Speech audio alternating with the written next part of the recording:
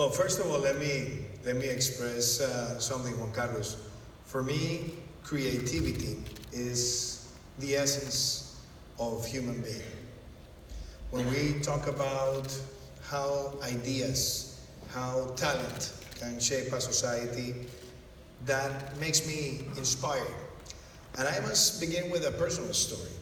When I was working at the Inter-American Development Bank, that was maybe in the year 2009, 2010, I had a personal and an inner call. And I was feeling a little bit bored at the time of working, absolutely concentrated on public finance. And I decided to make a shift, a spiritual shift. And I entered into a series of books written by Ken Robinson, this famous academic who participated in the education reform in the United Kingdom. And he has two books that are really inspiring. One is called The Element, and the other one is called Arts in Schools. So I began reading those books, and I said, this is something that I really want to do.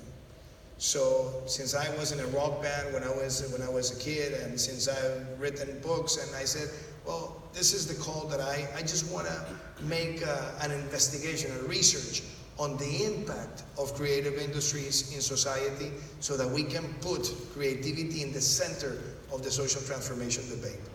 So I began there, and then a couple of years later, I was appointed to be the director of the Creative Industries Department of the Inter-American Development Bank. And I called a friend, Felipe Huitrago, who was a researcher. And I said, Felipe, we need to put the numbers, you need to put the figures of the creative industries before the ministries of finance so that they understand the importance of this. And I said, we have to give it a chromatic speech and a chromatic call. So I asked him to go during the weekend and think of a color, and then I said, I'll do the same. And all of a sudden, when we met again on a Monday, I asked him, what's your color? And he said, orange. And what's yours? And I said, orange too. And then he said, why orange? And these are the kinds of things we found. We found that in the Reiki, which is this sort of a spiritual art that analyzes the chakras and the energy parts of the body. You have the chakra of the abdomen, and that chakra is orange, and it's about inspiration and creativity. We found out that the Sadhu monks, hundreds of years ago, started using the orange color as the color of inspiration, who identified that in the Egyptian tombs, there was a color called the rejalgar that was used to inspire the festivities, and it was orange. Then we found the All Hallows Eve, that was the preliminary cultural conception of Halloween, and it had the orange color as the color of culture. And we identified things that are very important, connected with the color and the emotions.